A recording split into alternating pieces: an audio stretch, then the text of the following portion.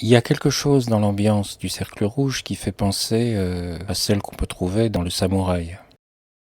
Une mise en scène très épurée, les visages sont assez inexpressifs, ce qui concentre l'attention beaucoup sur les regards. Les bras des personnages bougent assez peu, ils sont assez monolithiques comme ça. Les paroles sont rares quand il y a des échanges entre des personnages. Mais peut-être ce qui fait la supériorité du Samouraï sur Le Cercle Rouge, c'est que cette façon de filmer dans Le Samouraï est une façon d'illustrer de façon très forte ce qui se passe dans la tête du personnage d'Alain Delon. Au début du Samouraï, on voit Delon qui s'est fait attraper, qui se retrouve dans une confrontation entre des témoins et des suspects alignés comme ça. Il y a une notion d'agitation pour tous les personnages avec un Alain Delon très hiératique. C'est presque comme si Delon était dans un espace-temps et que tous les autres personnages étaient dans un autre. Il y a quand même une sorte de gravité, d'austérité qui touche tout le monde, mais quand même, c'est beaucoup plus prononcé chez lui. On voit bien que Melville est allé chercher chez Alain Delon quelque chose que peu d'acteurs auraient pu donner avec cette force et cette évidence. Il y a quelque chose chez Delon qui appelait un jour un film comme Le Samouraï. C'était en lui. Il y a un sentiment que j'ai sur Le Cercle Rouge de retrouver cette forme de hiératisme, mais curieusement, on le retrouve chez tous les personnages. Chez Gian Maria Volonté, chez Yves Montand, Bourvil. Delon n'a plus la spécificité de ce hiératisme. Ça se répand partout. Ce qui fait vraiment la force du Samouraï, c'est que on a un personnage qui est caractérisé et qui est distinguable de tout le monde dans lequel il baigne. Tandis que dans Le Cercle Rouge, je dirais qu'il y a une sorte de fraternité comme ça. Gian Maria Volonté et Delon ne se connaissent pas, ils vont se retrouver nez à nez et on dirait qu'ils sont tout de suite au diapason. Ils parlent tout de suite au même rythme. Ils ont les mêmes silences. Le film ne sort pas de ce fantasme de fraternité, de ce fantasme de fusion, qui est intéressant à installer si on en montre les limites. Distinguer un personnage, c'est quand même intéressant.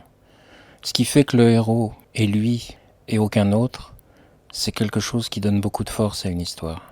Et je me demande, à contrario, si le fait que les caractéristiques du personnage, disons du samouraï, qui serait un petit peu réparti sur plusieurs personnes dans le cercle rouge, je me demande si ça affaiblit pas le film, si ça fait pas perdre de l'énergie. Par exemple, dans l'Armée des Ombres, il y a une fraternité entre tous les résistants. Mais il y a 1000 événements qui font qu'à un moment donné, ils sont plus forcément en phase. Quand ils doivent, par exemple, assassiner dans la maison Alain Libolt, chacun réagit avec son tempérament. Pareil, quand ensuite il faudra assassiner Simone Signoret, qui est résistante, mais qui a fait une erreur. La résistance, ils sont obligés de l'assassiner, pensant qu'elle peut faire sauter tout le réseau. Ben là encore, chaque personnage, je pense que c'est Christian Barbier qui dans un premier temps, considère que c'est une chose impossible, qu'il le fera jamais, qu'il participera jamais à ça. Ventura lui dit qu'il n'y a pas le choix. Bon. Moi j'ai l'impression qu'il faut toujours quand même de la tension. Et quand on installe quelque chose, même de souhaitable, hein, on peut vouloir raconter quelque chose qui est de l'ordre du fusionnel, etc. Et bien pour pas que ça soit quelque chose qui s'installe et qui soit un peu plat, j'ai l'impression qu'il faut de la contradiction. Il faut des choses qui fassent sortir de ce fusionnel. Pour montrer le haut, il faut qu'il y ait un bas. Pour montrer à la droite, il faut qu'il y ait une gauche. Il y a quelque chose comme ça, j'ai l'impression, dans le cinéma. Je perçois une faiblesse dans Le Cercle Rouge par rapport à ces autres films. Esthétiquement, quand on voit le film comme ça, c'est pas évident de discerner des problèmes. Bien, je dirais que c'est peut-être ça, l'absence de tension entre une chose et une autre. Dans Le Samouraï, par exemple, il y a des choses que seul ce personnage peut faire. Il y a une logique qui lui est propre. Aucun autre personnage dans le film pourrait être dans sa situation, pourrait être dans sa forme de logique. Personne, en sortant de son appartement, jette un dernier regard sur une pièce assez vide comme ça. Un peu comme s'il lui voyait la pièce pour la dernière fois.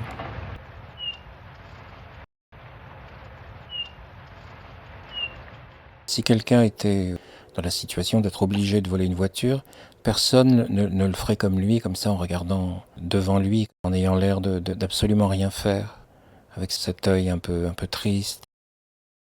On ne pourrait pas transposer des choses que fait Delon dans le film et les accoler à un autre personnage. Tandis que dans Le Cercle Rouge, entre Gian Maria Volonté et Delon, et même ils se retrouvent à faire des choses tout à fait comparables. Les personnages en perdraient un petit peu leur identité. Il y aurait quelque chose de collectif comme ça. Pour aller dans ce sens du personnage du samouraï qui se retrouverait démultiplié dans Le Cercle Rouge, Bourvil, on le voit à plusieurs reprises rentrer dans son appartement de célibataire, comme Delon dans Le Samouraï. Et cette fois-ci, les bruits d'animaux qu'on entend, c'est pas un oiseau qui piaille, c'est un chat qui miaule. Dès qu'il rentre, on entend le chat miauler comme ça, et donc la même idée d'un appartement vide, un appartement de célibataire, avec un bruit comme ça, d'animal. Dans Le Samouraï, c'est un point central comme ça. En plus, ça jouera un rôle. La police est venue déposer des micros chez lui et quand il rentre, il le sait parce que son oiseau est affolé. Donc il comprend qu'il y a quelque chose de pas net. Dans Le Samouraï, il y a beaucoup de scènes, par exemple, où Alain Delon est seul. Donc évidemment, il n'y a pas de raison qu'il y ait de dialogue. Et dans Le Cercle Rouge, finalement, on se retrouve dans ce genre de climat, mais à deux. Gian Maria Volonté et Delon, quand il le sort de son coffre, par exemple, et qu'il l'emmène dans son appartement, ils rentrent tous les deux dans un appartement noir, comme ça, il y a des toiles d'araignée. C'est probablement l'appartement de Delon avant qu'il soit arrêté. Donc, selon l'histoire, il n'y est pas retourné depuis 5 ans. Plutôt logiquement, dans n'importe quel film, je pense qu'il y aurait des petits échanges, même si c'est modéré comme ça. Et Melville choisit de tout faire en silence. Exactement comme il aurait été logique de le faire si Delon, dans Le Samouraï, était arrivé tout seul dans cet appartement. Là, il y a deux personnages.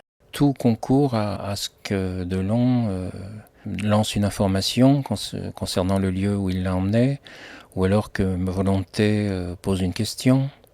Et non, ils sont à deux, comme un seul homme. Le samouraï, le cercle rouge et un flic, on a un peu cette impression à la fois de déclinaison d'un univers qui commence quand même à être assez semblable, et en même temps d'épure de plus en plus forte, mais qui me donne moi le sentiment que si on part du samouraï qu'on arrive à un flic, il y a quand même une baisse d'énergie.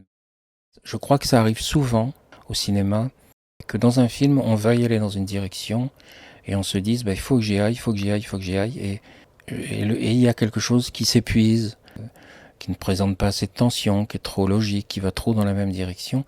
Et souvent, j'ai l'impression que c'est que quand on fait quelque chose, il faut un peu en même temps faire un peu le contraire. Ça crée une tension et ça ne vient pas recouvrir ce qu'on a fait précédemment. Ça vient au contraire le mettre en évidence. Je pense qu'un film, ça doit être un petit peu comme deux personnes qui conversent. Si une des deux dit non, je suis pas d'accord, là je vois pas ça du tout comme toi, il y a quelque chose qui se passe et le thème dont la conversation parlait se met vraiment à exister. Si on a deux personnes qui parlent et qui sont toujours d'accord et qui vont toujours dans le même sens, ça provoque au bout d'un moment une sensation d'ennui. Il y a une scène dans le film, je sais que c'est la scène dont je me souvenais. Spontanément, le cercle rouge, je pensais à Yves Montand, qui fait une crise de délirium très mince. C'est la présentation du personnage, on le voit pour la première fois, et il est en pleine crise de délirium, et on voit des serpents, des rats, des crabes qui sortent du placard pour aller vers son lit. Enfin, c'est une rupture dans le film. On est dans une scène où on voit ce que le personnage voit, mais qui n'existe pas. Donc on est dans quelque chose de complètement onirique. et en même temps la pure description clinique d'une maladie causée par l'alcool. Et là, on est dans du très grand Melville, quoi. C'est magistral. Il y a quelque chose d'évident visuellement. Yves Montand est fabuleux. Alors là, je pourrais dire être un peu en contradiction, en tout cas à ce moment-là, avec ce que je disais tout à l'heure sur un jeu qui est très homogène entre tous les personnages. Là, c'est la première fois qu'on voit un corps qui souffre, un esprit qui souffre. Au fond, on retrouve le même principe obsessionnel chez Melville. Le samouraï, il a son oiseau dans une cage. L'inspecteur Mattei Bourvil a ses 3 chats. Et Yves Montand a ses salamandres, ses serpents, ses rats, ses araignées. Une fois qu'il va rentrer dans l'histoire, il va cesser de boire et il va avoir un jeu qui va rejoindre le jeu de tous les autres acteurs. Au moment du début du cambriolage, c'est le moment de s'apercevoir si on s'est identifié au personnage, si on a l'impression de les connaître, de vouloir savoir qu'est-ce qu'ils peuvent faire dans une situation pareille, comment chacun va réagir. Du point de vue purement descriptif, on est capté par toutes les opérations qu'ils vont devoir faire pour cambrioler, mais il y a quelque chose dans ce cambriolage qui se passe sans nous. Il y a quelque chose d'un petit peu mécanique. Peut-être il y aurait une petite distinction sur Yves Montand. Il va avoir un petit enjeu par rapport à sa lutte contre son alcoolisme. Il doit tirer depuis le fond de la salle dans une serrure. Et pour tirer, donc c'est à plusieurs dizaines de mètres, donc il doit être très très précis. Il a installé son fusil sur un pied, donc pour être sûr de ne pas bouger au moment du tir et pour pouvoir viser exactement. Et au dernier moment, comme un défi, une revanche sur lui-même, il va défaire le fusil du pied et il va tirer à la main.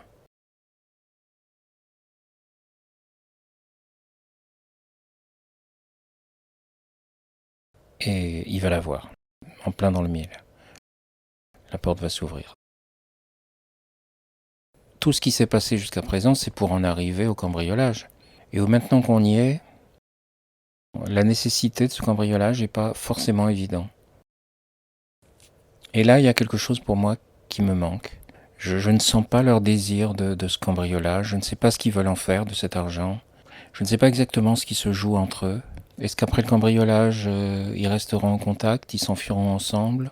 Qu'est-ce qui s'est noué entre eux pendant tout ce temps-là? C'est pendant au moins 1h30 de film. Qu'est-ce que personnellement, l'un et l'autre, mais en même temps, je me dis, bon, s'il l'a pas raconté, c'est qu'il n'a pas voulu le raconter, c'est qu'il a voulu faire quelque chose de plus abstrait et de plus, qui est quelque chose qui est dans un élan, dans une démarche qui suscite le moins d'explications possibles, le moins d'aspects informatifs. Mais je me dis, il y a quand même un endroit où il manque une information, il manque quelque chose. Tout ce que je peux dire, c'est que je ressens le plaisir de la méticulosité de Melville à montrer chaque petit aspect comme ça. Il cambriole donc la nuit, place Vendôme, une bijouterie. Et on se demande tout de même, comment ils vont faire concrètement face au problème, parce qu'il y a des cellules électriques, il y a des caméras, il y a des grilles, donc comment ils vont faire? Et forcément, c'est très excitant, c'est attirant. Mais voilà, je suis devant un manque, même en imagination comme ça, même si je me disais, il aurait fallu ci, il aurait fallu ça, je ne sais pas très bien. J'arrive à dire quelques petits trucs sur mon temps, et encore, c'est une chose, c'est l'alcoolisme, et puis c'est à quelques reprises comme ça. Et sinon, à part ça, j'ai un manque de caractérisation des personnages, et en même temps, je prétends pas que Melville fait une erreur en voulant faire ce qu'il veut faire, mais il n'y est pas parvenu. Dans cette entreprise, les personnages se sont fait avaler. Melville n'a pas réussi à leur donner une identité suffisante. Parce que si on compare par exemple à quelqu'un qui ne ressemble pas tant que ça finalement, mais il y a des points de comparaison, c'est Hitchcock. Hitchcock arrive très bien à la fois être dans le descriptif, à pouvoir décrire objectivement, extérieurement, une longue suite d'actions, etc. Et en même temps, il n'oublie jamais de caractériser ses personnages, même avec des toutes petites choses. Et même des personnages qui ne font que passer parfois. C'est précis psychologiquement.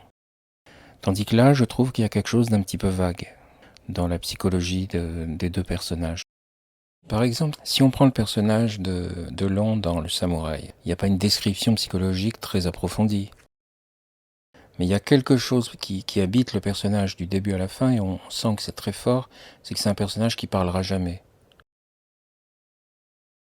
C'est quelqu'un qui sait tenir sa langue, c'est quelqu'un qui sait tenir ses expressions de visage. Il y a une idée de maîtrise chez lui qui est permanente. Et on se dit, il ira aussi loin que ses forces le lui permettent dans ce sens-là. Et ça le caractérise très très fortement. Quand il essaye de faire démarrer une voiture qui n'est pas la sienne, avec des passes, il les essaye les unes après les autres, comme ça, avec patience. C'est quelqu'un de patient, comme un petit peu comme un résistant. Quand on le voit évoluer dans plein de situations, on sait qu'on va retrouver ça, c'est très fort. Mais le Delon, par exemple, du Cercle Rouge, je ne sais pas comment je pourrais décrire son caractère. C'est un personnage plutôt courageux, plutôt, quoi. Il est plutôt pas mal de trucs, et plutôt pas d'autres choses, mais c'est pas très fort, quoi. C'est pas à l'épreuve des événements. Et Gian Maria Volonté, c'est un petit peu pareil. Enfin voilà, il n'y a pas la ténacité vraiment très emblématique du Delon du Samouraï. Je ne saurais pas les caractériser. Pas d'une façon décisive. Si je pourrais dire une chose, c'est qu'ils ont un sens de l'amitié. Il y a entre les deux personnages un sens de l'amitié solide, mais on peut pas dire que ça vient rencontrer le film directement. Ou à la fin du film révélerait que finalement derrière tout ça, c'était l'amitié qui comptait par-dessus tout. C'est pas ça non plus. Il y a l'amitié, mais c'est pas par-dessus tout. C'est pas si c'est là. C'est indiscutable, mais c'est pas, ça pourrait ne pas être là d'une certaine façon. Ouais, je crois que si je devais dire mon sentiment comme ça, où à mon avis le film aurait dû aller, où il va déjà, quel est le point qu'il faudrait un peu tirer comme ça pour que le film soit plus prononcé, soit plus, aille plus vers le spectateur, soit plus reconnaissable, plus marquant.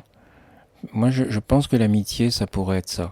C'est quelque chose qu'il a installé et dont finalement il fait pas grand chose, qu'il ne met pas en évidence, dont il ne tire pas toutes les conséquences. Donc il y a un effet déceptif. Parce que par exemple, c'est assez remarquable quand Gian Maria Volonté sort du coffre la première fois et qu'il y a cette rencontre très étrange, au fond une première rencontre en plein milieu d'un champ, avec des découpages très particuliers au fil de la scène. Il insiste là, Melville, sur quelque chose. Il veut vraiment poser que l'amitié, c'est pas une déclaration, c'est au-delà des actions des personnages, des dialogues et tout ça à ce moment-là, il y a dans la façon de filmer, avec notamment des zooms sur les visages et tout ça, quelque chose qui dit, vous pouvez le croire, il y a de l'amitié et il y a de la loyauté entre eux. C'est quelque chose qui tient. C'est quelque chose de vrai. Lors du cambriolage, Volonté et Delon, on a du mal à les distinguer, ils sont habillés pareil. Soit Melville s'est dit, j'arriverai à faire en sorte qu'on les distingue malgré la ressemblance, ou alors il les a habillés pareil exactement, donc c'est pas involontaire. C'était rien de plus facile que de les couvrir comme ils le sont, masqués et tout ça, mais avec des masques différents. Une fois qu'on aurait enregistré qui porte quoi, c'était très clair. Donc il n'a pas voulu être clair, il a voulu les confondre. Il y a quelque chose justement qui va vers l'épure, où la personnalisation des personnages se fond d'une certaine façon, puisque ça forme une sorte de duo parfait, presque interchangeable, Delon Volonté, et vient s'associer à eux quelqu'un qui vient de l'extérieur en quelque sorte et qui est avec eux d'une façon ponctuelle, non seulement parce qu'il n'est pas habillé pareil, ça fait deux groupes en quelque sorte. Lui il est habillé en tenue de soirée, enfin il a son fusil dans une guitare, donc il s'est habillé comme un musicien qui sortirait d'un concert. Nœud papillon, costume sombre, etc., chapeau. Mais en plus, il se distingue de cette façon, mais il se distingue d'une autre, c'est qu'il n'arrive pas en même temps qu'eux sur le cambriolage. Il sort de chez lui quelque temps après, eux sont déjà place Vendôme et commencent à occuper les lieux, et lui arrive plus tard, et il arrive non seulement plus tard, mais par un autre chemin. Alors que eux, ils arrivent par des petites cours, enfin ils montent sur les toits, etc. Ils montent à des échelles, ils redescendent avec des cordes et tout ça. Lui arrive par la grande porte, en quelque sorte, il arrive par l'escalier principal de l'immeuble. Donc ça le distingue aussi de cette façon-là. Et plus lui est distingué, finalement, plus eux se confondent. Donc j'ai tendance à penser que tout ça est fait exprès, qu'il y a une volonté d'anonymiser ces deux personnages de la part de Melville, d'en arriver là. Finalement, ça flotte un peu dans le film, et puis là, on arrive à une sorte d'aboutissement. Ils sont vraiment, quand on les voit, on se dit mais qui est qui et en plus, ils se distinguent de quelqu'un d'extérieur. Donc il y a vraiment, j'ai cette impression que c'est comme deux frères qui se retrouveraient avec quelqu'un qui n'est pas de la même famille. Je crois savoir que Melville a eu un rapport assez fort avec un de ses frères, ou qu'il avait un frère, enfin je ne sais pas très bien à vrai dire, ou si je l'ai su, je l'ai oublié, mais que la notion de fraternité ne lui est pas inconnue. Et on peut aussi repenser à l'Armée des Ombres, où un des personnages qui est quelqu'un de très important dans la résistance, qui est Paul Meurice, est le frère de Jean-Pierre Cassel. Il y a ce rapport dans le film qui est très important entre ces deux frères. Ils ont beaucoup d'affection l'un pour l'autre. C'est des pensées que m'évoque ce que je vois là, mais je trouve que ça n'aboutit pas assez. C'est pour que j'en arrive à trouver plus embêtant le fait de ne pas les distinguer, plutôt que de trouver intéressant l'idée qu'ils deviennent indistinguables et que ce soit une idée poétique qui fonctionne. Voilà, je suis plus embêté du fait de ne pas les distinguer dans leurs actions et de ne pas savoir qui est qui. La poésie de l'idée n'est pas assez forte, n'est pas assez installée pour justifier le dérangement qu'elle provoque. Et à côté de ça, dans le déroulement du cambriolage, il y a des choses très frappantes parfois. Une fois qu'il a tiré dans le mille, toutes les sécurités, toutes les alarmes, toutes les lumières s'éteignent et ils sont tranquilles, ils peuvent aller ouvrir toutes les vitrines pour prendre les bijoux sans que ça sonne, tout est fini. Donc le travail d'Yves Montand est terminé. Il va pour s'en aller et juste avant, comme souvent chez Melville, il y a cette image d'un homme qui, dans le samouraï, avant de sortir de sa chambre, il jette un dernier coup d'œil, comme s'il ne devait plus jamais revenir. Et là, il y a une sorte de variante qui est très belle, je trouve. C'est avant de sortir de la bijouterie, Yves Montand regarde la serrure qu'il a visée. Et il y a une série de chant contre chant, serrure, visage d'Yves Montand. Il regarde juste l'endroit où il a réussi à tirer, mais on en déduit forcément. Il tient la preuve qu'il n'est pas fini, quoi. En n'ayant pas perdu son talent de tireur d'élite, il est toujours lui, il a toujours son identité.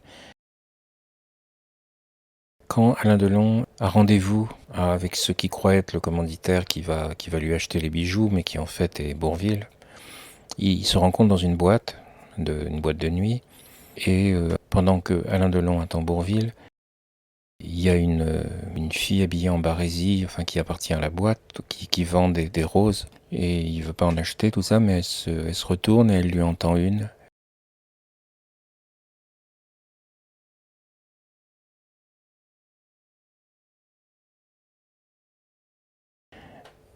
Et puis après, bon, on passe à autre chose, il a rendez-vous, ensuite on le retrouve chez lui avec Gian Maria Volonté. Il prépare les bijoux pour aller les échanger, il y a que Delon qui s'en va.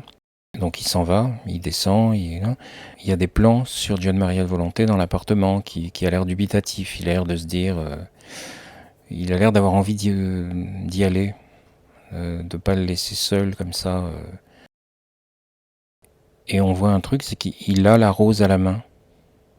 Elle a circulé de la jeune femme à Delon à Gian Maria Volonté.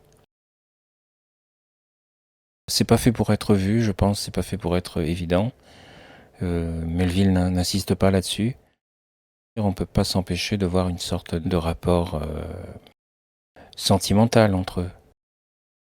Après une idée de fraternité, il y a des moments où on voit quelque chose. Voilà, là il y a des moments où on voit quelque chose de plus sentimental qui a à voir avec un. En plus, ils partagent le même appartement, ils vont partir ensemble. On avouera que dans un film de gangsters, c'est quand même rare que les gangsters s'offrent des roses. Je peux rien faire, c'est un sentiment devant ce film. Je trouve toujours qu'il n'est pas aussi fort qu'il pourrait l'être. Ce que je pourrais lui reprocher, c'est d'être à mi-chemin Il s'est éloigné d'une idée de psychologiser les personnages, de les distinguer, etc. Et il ne va pas non plus assez loin dans le fait de les confondre.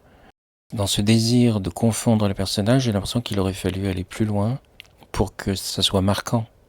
Là, il y a un truc qui est entre deux, comme une intuition qu'il aurait eue, mais qu'il n'aurait pas poursuivi assez loin, en laquelle il n'aurait pas eu assez confiance, tout en ne l'ayant pas abandonné. Moi, je crois que c'est ça l'état dans lequel on est quand on regarde Le Cercle Rouge. On attend sans cesse le moment où les personnages vont se distinguer les uns des autres. On est très intéressé, mais on aimerait bien qu'il y ait une force contraire qui tout d'un coup fait qu'un personnage dise je, qu'un personnage fasse quelque chose que seul lui pourrait faire, pourrait dire, pourrait voir. Cette sorte de fantasme fusionnel est, me semble-t-il, préjudiciable. Même si on va vers les purs, même si on va vers on peut pas totalement les fondre et les unifier. Il faut des choses qui viennent nous réveiller et nous dire non. Tel personnage, c'est pas celui-là, c'est pas l'autre. Dans un film, il peut y avoir des conventions, des choses qui n'existent pas vraiment dans la vie comme on le montre, mais qui fonctionnent quand même comme une sorte de symbole, un peu exagéré, un peu. Mais l'idée de fusionnel entre les gens, c'est peut-être une limite, c'est peut-être quelque chose qu'on peut pas, qui n'existe pas et qu'on ne peut pas raconter.